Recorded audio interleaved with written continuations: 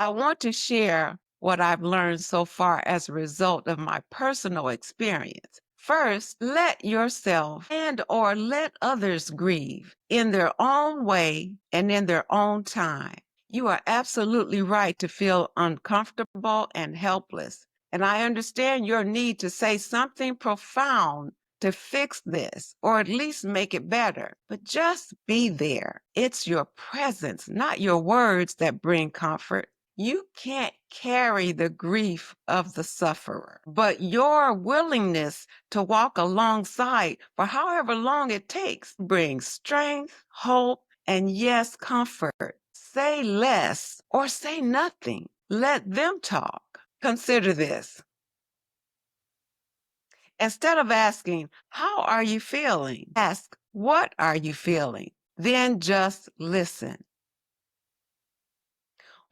Welcome to Get Real with Alexis Jones. On this podcast, we'll dive into real relationships with real people guided by the wisdom and perspective of some of the most seasoned voices in our community, our beloved seniors. Each week, we'll unpack the joys, challenges, and lessons learned about love, family, friendship, and everything in between. This is a space for heartfelt conversations, eye-opening truths, and powerful stories that will inspire and challenge the way you think about relationships. We're keeping it honest, unfiltered, and deeply meaningful. So settle in and let's get ready to get real. Let's jump in.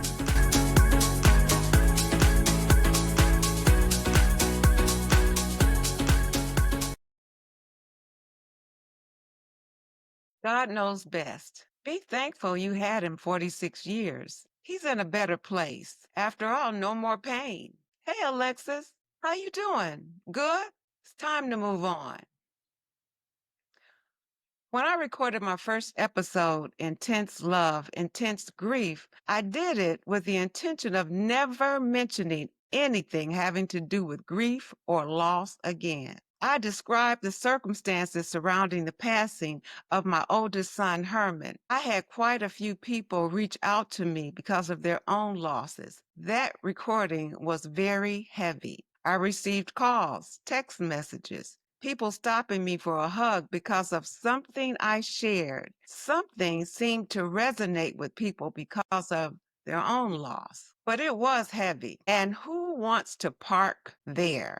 And the more important question for a podcaster, who wants to hear it? After all, I'm hoping to build a listening audience, not depress anyone away.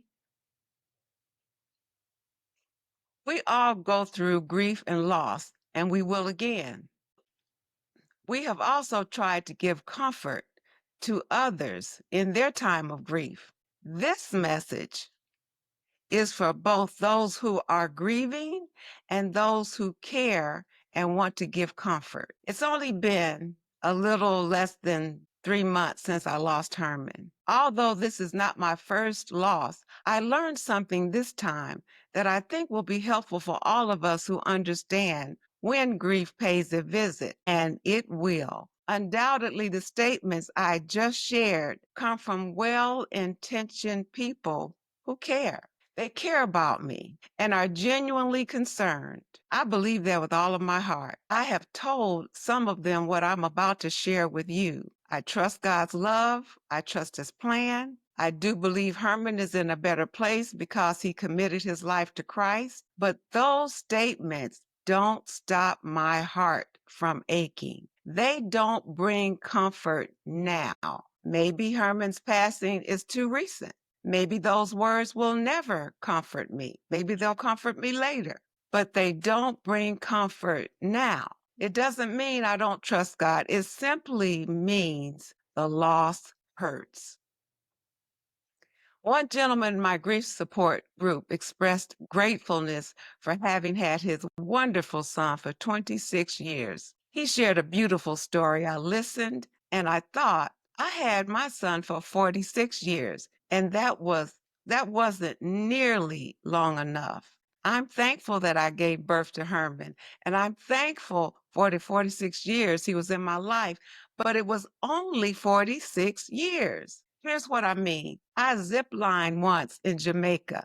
It was memorable. It was thrilling. I am thankful I did it, but that adventure is over. I was a flight attendant after college. I met a lot of interesting people. One time I had a famous Ossie Davis and Ruby Dee on my flight. I actually got to serve her coffee. And I am really excited for that memorable experience, but it's over. I traveled to Europe expense-free because of my son's relationship with the orchestra teacher. It was fun, it was memorable, but that trip is over. I've had many great adventures that are over. No looking back, no regrets, no longing to go back. So you know where I'm going with this, right? I don't have that same reaction about losing Herman, although, let me tell you, he was absolutely an adventure. I think that parenting is the most difficult job. Don't you wish they came with instructions? Some children have personalities that are more challenging than others. Herman was one of those from the very beginning. Oh my goodness. Oh my goodness. He was a kid who definitely marched to the beat of a different drummer. But I can't look back at those 46 years anything close to what feels like an expected reaction. I don't know if that time will ever come. I'm devastated that it's over. But let's get back to my statements. Can I just be honest with you? Can I be real? Can you resist the urge to judge me? If not, I understand. One of the most difficult questions for me is, how you doing? Good? It's a common question, right? It's a natural thing to say to someone who has experienced a loss. But for me, it feels like people have decided what they want. In fact, what they need my response to be. They want one answer and one answer only. They wait eagerly after their subtle or not so subtle prompting. Lawyers might call this a leading question. They wait for me to smile and convincingly say, I'm fine, I'm doing well, even if I'm not. People that I love and who love me need me to say I'm okay. They need it because they don't know what to say or what to do to fix this. I get it. They have a need to fix it and make my pain go away. They need this relief. If I say I'm doing well, they can finally breathe a sigh of relief. They don't have to come up with something to say to make it all better. Again, this is not an indictment. Believe me, dealing with grief is uncomfortable and very awkward. I know that. No shade, really, no shade. I've made similar comments. We all tend to do that. Now, men do this more often, I think, because they tend to be problem solvers and fixers. They are better at resolving than merely listening. For many men, listening is excruciating. I believe this expresses their sentiment. Just let me give you the answer. Just let me fix it. Just let me resolve it. And then let's move on. Please. Here's my typical response to the, how you doing, Alexis? Good? Not yet. Or I'm taking it one moment at a time. Sometimes I answer in the affirmative because I may be having a good moment. But listen, forcing someone who is working through grief to make others feel better makes the process harder, longer, and more painful for the one grieving. Listen to me. Just let them grieve. The space I'm in now, in many ways, is more difficult than when I first learned of my son's passing. By this time, the calls have stopped or slowed significantly. Some conversations begin to subtly suggest that I should be getting over it by now and getting back to life as usual. I mean, come on, Alexis, you have to live. Herman would want that. And dare I say, after all, you are a Christian. What does that mean? Allow me to share a portion of Psalm 6 where David is in distress. Listen to this. Have mercy on me, O Lord, for I am weak. Lord, heal me, for my bones are troubled. My soul also is greatly troubled. But you, O Lord, how long? Return, O Lord, deliver me. Oh, save me for your mercy's sake. I am weary with my groaning. All night I make my bed swim. I drench my couch with my tears. My eye wastes away because of grief. Now, I don't know why David was in such distress, but clearly David was grieving. People tend to forget the impact of grief. Some have never allowed themselves to grieve. Somehow we believe that as a Christian, one who trusts God responds to grief or should respond to grief valiantly. But everybody experiences hurt. Everybody feels pain. Everybody feels lonely. Everybody feels sadness. Everybody feels anger. We will grieve and we cry. I have an incredible and thoughtful neighbor that delivers cards and notes to many of the residents in my building on various occasions. I was thanking her in an email for what she had done to keep Herman's legacy alive. She did something really special. There are books in the youth section of our local library about music that have a permanently engraved plate with Herman's name on it. I expressed to her in that email that the days are still very difficult and that I feel like I'm walking around in a fog, but I keep trying to move forward. Priscilla shared something that I have read several times, and I want to share that with you. She didn't say, well, Alexis, you had him for 46 years, or you have another son and you have grandchildren to think about, or you'll be all right, or be strong. Let me share these words of comfort with you, words that validated my feelings and response to this devastating loss. Priscilla said this in her message to me. I can understand that you are still feeling the loss of Herman acutely. It is a pain that never leaves. My prayer for you is that you learn how to honor your own suffering as you reach out to others. Your son and grandchildren are nearest and dearest, and your many friends who hold you dear, or even the strangers you meet, all continue to be blessed by your presence in their lives. And then she said this, do not berate yourself for your tears. They are the emblem of great love.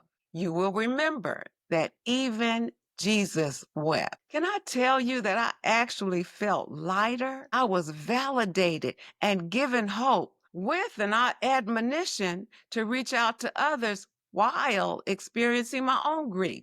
Priscilla understood and she said his name. She said, I can understand that you are still feeling the loss of Herman acutely. It is a pain that never leaves. That's the reality. The pain, the weight of our great loss never leaves. But here's what I'm learning. In time, we become strong enough to carry it. One man in my grief support group said, it's like someone put a 25-pound sandbag on each shoulder. It's never removed. You just become strong enough to carry it. I've been reaching out to others all my life with words of clarity and encouragement. I have shared the hope that I have in Jesus Christ with many. It's my passion and my God-given purpose. I know why I'm here. Why wasn't Priscilla uncomfortable by my grief, as so many understandably are? She actually told me to honor my suffering, my grief. Wait a minute. I've never heard it expressed in these words before, but I think I understand. I do want Priscilla to expand. I do want to sit at her very small, humble, quiet, thoughtful feet. But honor means to hold in high respect. Grief High respect? Yes. Experts say that although everybody grieves differently, we all must grieve to get to healing. Could it be that suffering due to grief is actually good? Well, good grief. Priscilla called attention to something that never would have crossed my mind. My suffering, my grief, my tears are the emblem of my great love for my son. And then she reminded me, you will remember that even Jesus wept. She also pointed out something that felt like a charge, an assignment. She said, you have an opportunity and perhaps an obligation to reach out to others as you go through your own grief. What a challenge. I feel like I'm functioning on 50% power. I've said that to others. I don't know if and when I'll get back to 100%. So reach out to others? Then I'm reminded of 2 Corinthians 12, verses 9 and 10. But he said to me, my grace is sufficient for you, for my power is made perfect in weakness. Therefore, I will boast all the more gladly about my weaknesses so that Christ's power may rest on me. That is why, for Christ's sake, I delight in weaknesses, in insults, in hardships, in persecutions, in difficulties. For when I am weak, then I am strong. It's a God thing, y'all. It's a God thing. I am weak, but He is strong. Reminds me of the song we learned when we were children, right? Yes, Jesus loved me. I am weak, but He is strong. So I'm reaching out. That's what I've always done. It's my DNA. It's what I will continue to do by the grace of God. It's my life source. It's my air. I want to share what I've learned so far as a result of my personal experience. First, let yourself and or let others grieve in their own way and in their own time. You are absolutely right to feel uncomfortable and helpless. And I understand your need to say something profound to fix this or at least make it better. But just be there. It's your presence, not your words, that bring comfort. You can't carry the grief of the sufferer, but your willingness to walk alongside for however long it takes brings strength, hope, and yes, comfort. Say less or say nothing. Let them talk. Consider this. Instead of asking, how are you feeling? Ask, what are you feeling? Then just listen. One day, just a couple of weeks after Herman passed, my younger son, Brandon, came by to see me. Now, he was grieving, but he came to check on his mom. I was sitting on my sofa. I heard him unlock the door, and he walked into the room. We locked eyes. He said nothing. I said nothing. He put down his backpack, his keys, and his phone, as he always does. He walked over to the sofa and sat beside me. Then he put his arms around me, and I put my arm around him. We sat in silence. That's all. Complete silence for quite a while. And afterwards, we began to share with each other. Please don't feel the need to stay away and wait for those who grieve to get better if that's not what you want to do. We love to feel you near. No words are really necessary, just your presence. There are no magical words you can say, but your presence means everything. You can send a heart. You can send a card. Let us know you're still thinking about us. Let us talk. And don't try to solve anything. Just patiently and empathetically listen. I can't express how healing this has been for me. If you are the one grieving, help your loved ones understand what you need. Don't ask them to read your mind. Tell them. Everyone won't be able to walk this journey with you. You will have to determine who can. Your friends and family love you. They absolutely love you. They care, but some people just can't walk alongside you. And that's okay. Let them off the hook and you choose your circle. You choose who needs to walk close to you during this journey. It may be people you least expect. So be open. The last thing I want to say in this conversation is say the name. I mentioned that earlier when I was talking about Priscilla and how she said Herman's name. Say the name of the loved one who passed as often as you can. If you are the one who is committed to walk beside someone that is grieving, say the name. Share stories. I know people fear that bringing up the loved one might unlock a flood of tears. It might. But it is beautiful to know that others miss my Herman too. It's wonderful to hear his name. I want to talk about him. It just might make me cry, but my tears, your tears, are part of the healing journey. Our tears are necessary. And after I dry my tears and throw my tissue away, I actually feel better. So go ahead, talk about him or her and let the healing tears flow. Herman's former friend and employer texts me every once in a while. He starts off by saying, I'm just texting to check on you. I thank him, and then eventually I say, I miss Herman.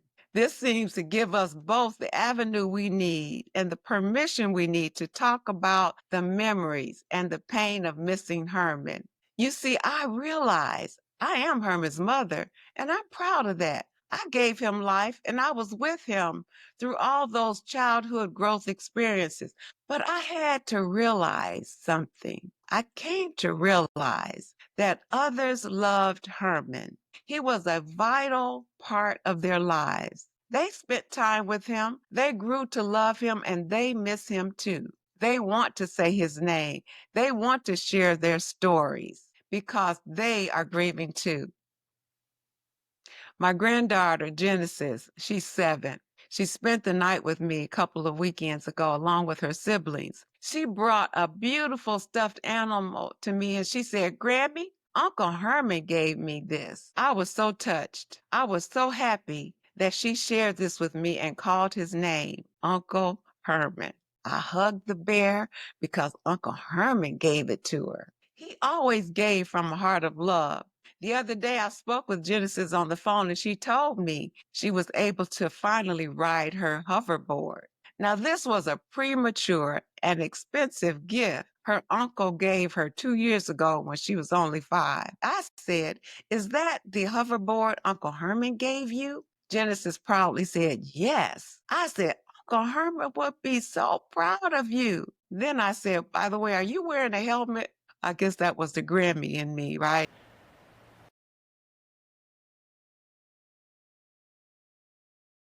Grief hurts and it takes time to heal. I have to remind you, I am not an expert on this. I am in the middle of it. I'm at the beginning of experiencing this. But this is what I'm feeling. This is what I'm learning. Grief hurts and it takes time to heal.